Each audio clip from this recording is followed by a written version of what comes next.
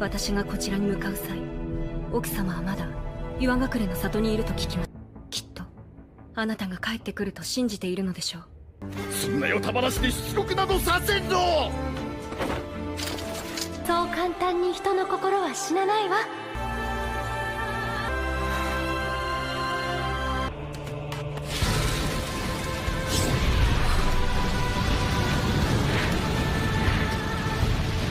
民法非暴死。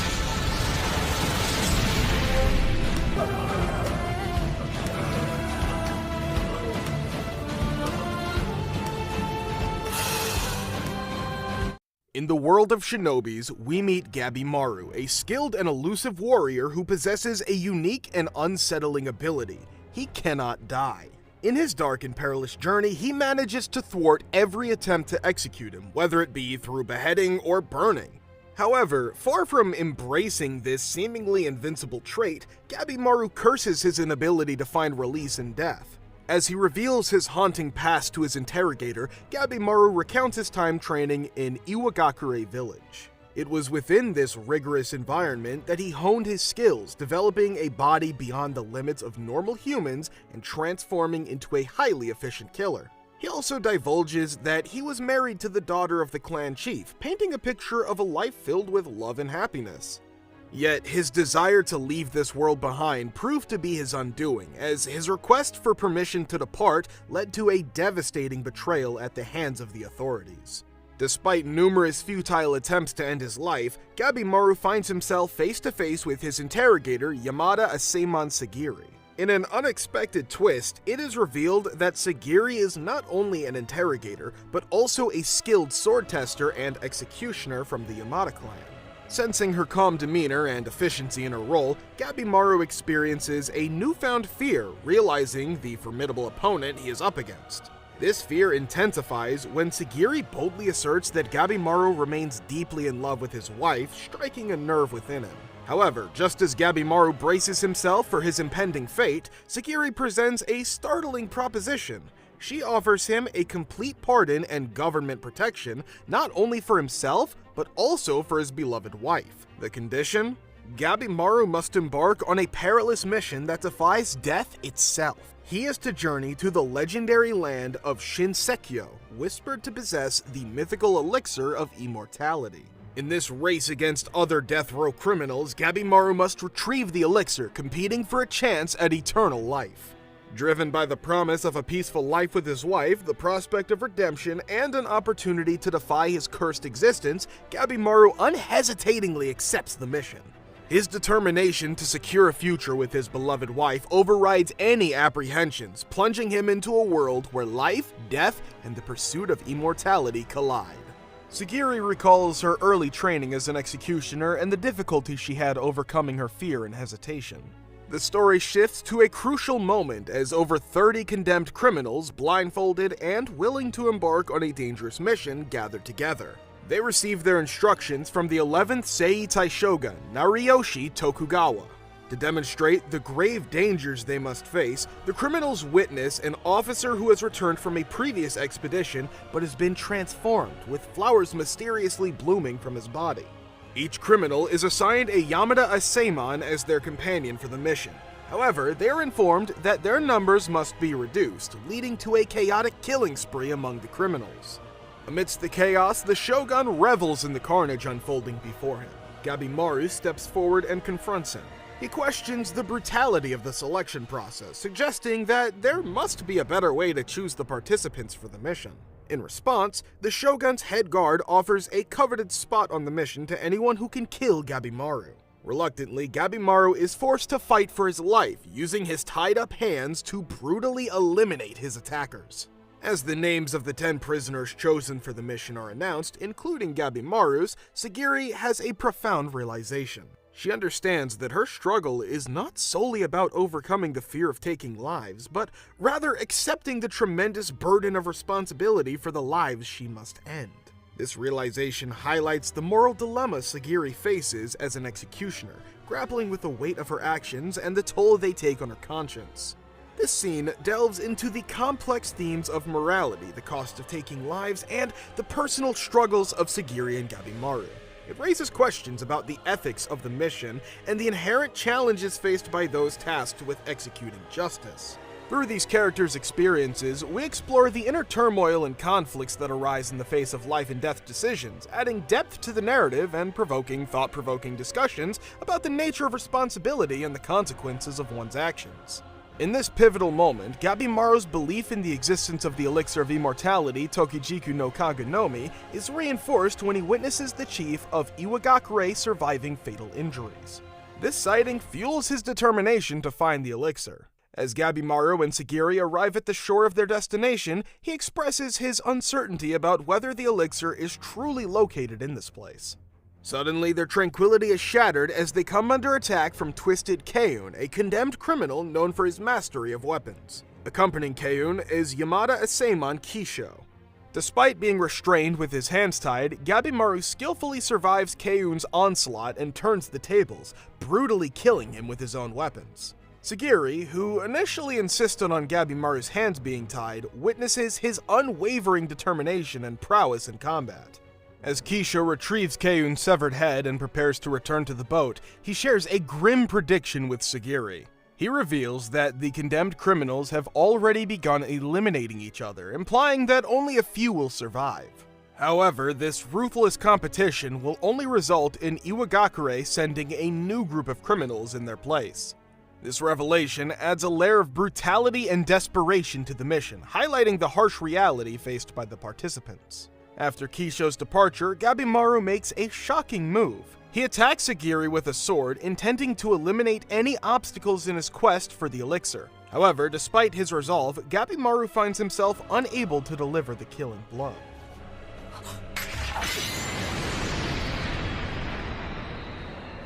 仕方ない時は仕方ないさ。悪いが死んでくれ。わしは何をためらってる。なぜだ。わしは伽藍のガビマルだ。悪ほど人を殺してきた。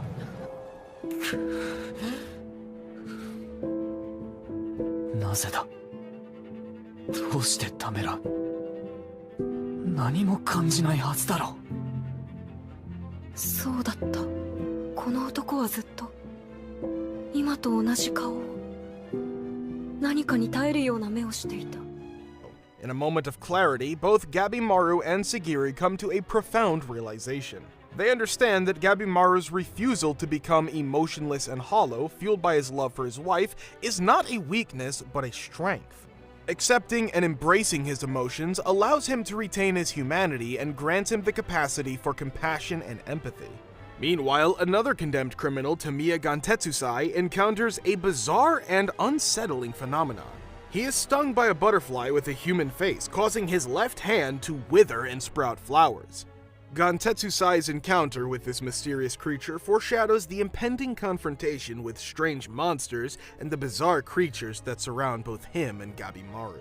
Gantetsusai reveals to his companion, Yamada Asaemon Fuchi, the reason behind his death sentence. Motivated by his desire to simply search for the elixir, Gantetsusai sets out to eliminate the other criminals participating in the mission. Meanwhile, Gabimaru and Sagiri find themselves in a perilous situation as they encounter a variety of enormous and fantastical creatures with Buddha-like features. The danger escalates when one of these creatures attacks and injures Gabimaru. Realizing they are surrounded by numerous opponents with unknown abilities, Gabimaru throws caution to the wind and relies solely on his instincts for survival. He engages in a fierce battle, destroying most of the creatures and unexpectedly protecting Sagiri in the process. Just as the situation intensifies, Yamada Asaemon Genji arrives on the scene, accompanied by Yamada Asaemon Senta and the ninja criminal Yuzuriha. Genji, now separated from his original charge, joins forces with Gabimaru to confront the remaining opponents. Yuzuriha offers her assistance, having gathered valuable information on the creatures by experimenting on Muromakia, the apostate, before she killed him. During their conversation, Sagiri suddenly loses consciousness and collapses, adding a sense of urgency and concern to the already chaotic situation. Meanwhile, another group of individuals, Aza Chobei and his younger brother Yamada Asaemon Toma, face a similar horde of monsters. At first, Aza feels in control of the situation, but as the battle unfolds, he is wounded and Toma is captured. Fueled by a surge of uncontrollable rage, Aza enters a berserker state and mercilessly cuts the monsters to pieces. Sagiri wakes up to find they have moved away from the butterflies, whose poisonous scales caused her to faint. Gabimaru informs the others that during his exploration alone, he made a startling discovery. Many of the plants on the island were once samurai who were sent by the shogun. Senta also contributes to the group's knowledge by sharing what he has learned since their arrival. Genji proposes that he takes over Sagiri's role in guarding Gabimaru, citing her lack of battle skills. However, Sagiri firmly refuses, displaying her determination and resolve to fulfill her duty. She is determined to prove herself and contribute to their mission. Meanwhile, Yamada Iseman Tenza and the criminal Nurugai attempt to leave the island by boat. Their escape is thwarted when they encounter a graveyard of samurai ships. As they try to navigate through the wrecks, they are attacked by monsters. In the midst of their struggle, they stumble upon Yamada Iseman Kisho, who is still alive, but now has flowers sprouting from his body. Nurugai, burdened by guilt and the weight of responsibility for the downfall of the Sanka people, loses hope and resigns herself to her fate. However, Tenza refuses to give up and rallies her to fight alongside him as they make their way back to the island. While drying their clothes after their ordeal, Tenza makes a surprising discovery. Nurugai is revealed to be a young woman. This revelation adds an unexpected layer of complexity to their dynamic and relationship. They decide to circle the island together in search of a possible escape route. Meanwhile, Gabimaru empowers Sagiri, instilling in her the confidence to stand her ground and embrace the path of a samurai. This clashes with Genji's perspective, who insists that Sagiri should conform to traditional gender roles as a wife and mother. The contrasting viewpoints highlight the struggle between societal expectations and personal aspirations. Suddenly, Rokuroda, known as the Giant of Bison, emerges and launches a vicious attack. He mercilessly tears a large piece out of Genji's body, adding a shocking and intense moment to the unfolding events. In this part of the story, Genji sustains a fatal wound during their confrontation with Rokuroda. Despite his dire condition, he urges Sagiri to flee, sacrificing himself to save her. Just as Rokuroda is about to launch a devastating attack on Sagiri, Gabimaru comes to her rescue, stepping in to protect her. Gabimaru attempts to analyze Rokuroda's abilities, searching for any weakness he can exploit. However, he finds that Rokuroda appears to have no discernible vulnerabilities. In the midst of the intense battle, Genji, on the brink of death, recognizes Sagiri's unique position.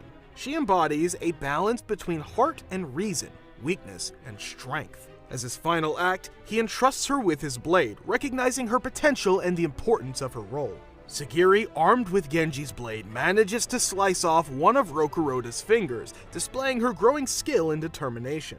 However, despite their combined efforts, Gabimaru and Sagiri find themselves completely overwhelmed by Rokuroda's overwhelming power. In a desperate move, Gabimaru unleashes his Ninpo aesthetic blade mode techniques, conjuring balls of flame to attack Rokuroda.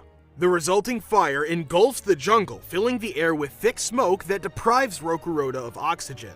Weakened by the lack of air, Rokuroda collapses to his knees, providing an opportunity for Sagiri to deliver a decisive blow by decapitating him.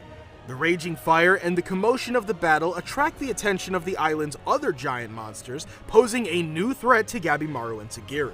In order to escape the inferno and the approaching creatures, they make their way in the direction from which the monsters came. Both Gabimaru and Sagiri recognize the urgency of finding the elixir of immortality. They understand that the sooner they obtain it, the more lives they can save, and the closer they will be to leaving the treacherous island.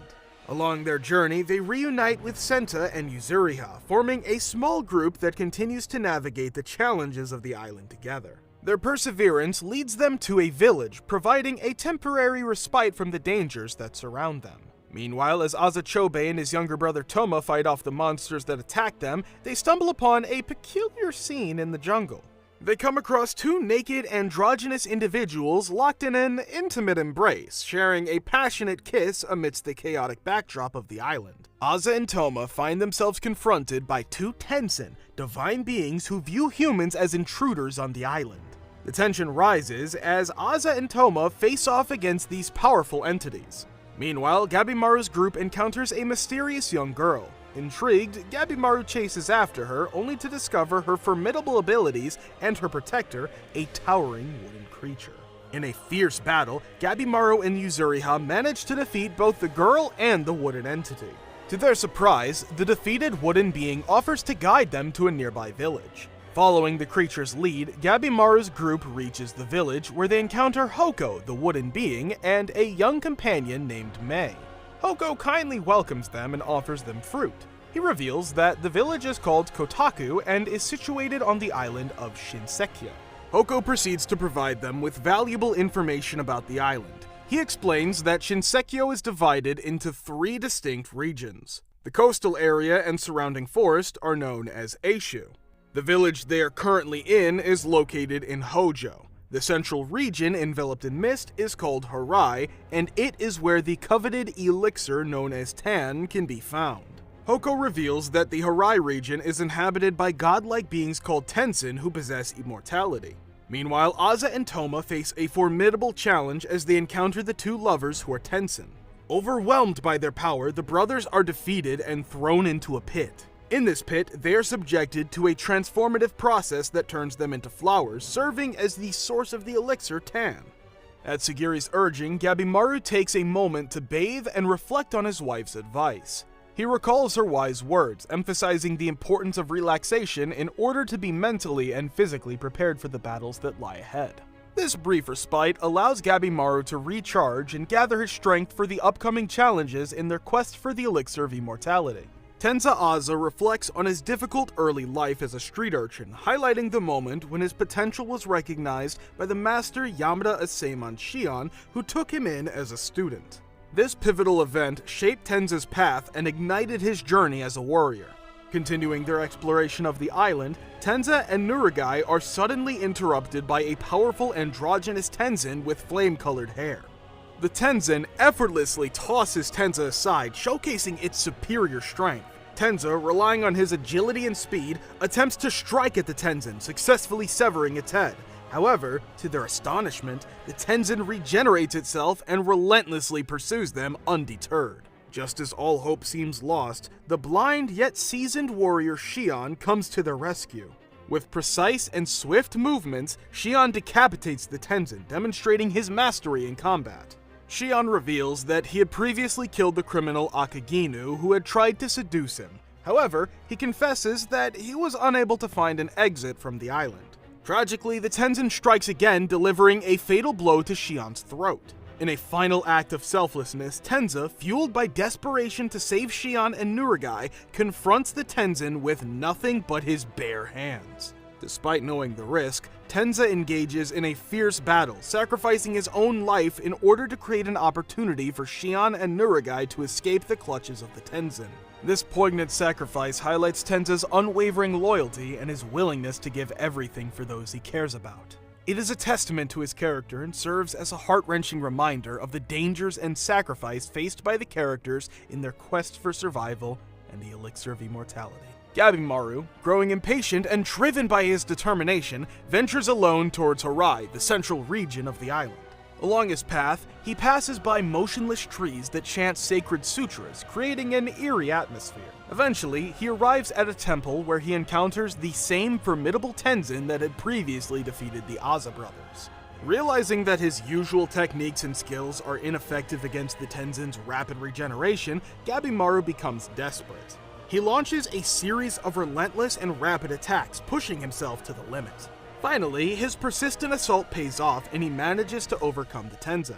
However, as the Tenzin succumbs, it transforms into a grotesque creature, half plant and half human, surrounded by flowers. The monstrous entity immediately launches an attack, seizing Gabimaru. Drawing upon his training and recalling his teachings, Gabimaru musters his remaining strength to deliver the most powerful attack he can muster, creating a momentary respite. In a timely intervention, Mei comes to his rescue, providing assistance and aiding in his escape from the clutches of the monstrous creature. Hoko, the wooden being, offers to guide Sagiri and the others to Harai and help in the search for Mei. Meanwhile, the seven Tenzin, Shangdi Samatapadra, Daddy Aksho, Jijun Amakavadra, Sagacious Daishing Ratna, Yuanjun Tathada, Gonggong Manjusri, and defied Dijun Kundi gather to assess the situation and partake in the elixir, further revealing their divine nature and immortality. Hoko explains that all the humans who once inhabited the island eventually underwent a transformation, turning into plants. This revelation adds to the mystery and danger that surround the quest for the Elixir of Immortality. As Gabimaru regains consciousness, he encounters Tamiya Gantetsusai and Yamada Aseman Fuchi, signaling a convergence of characters and further developments in their journey.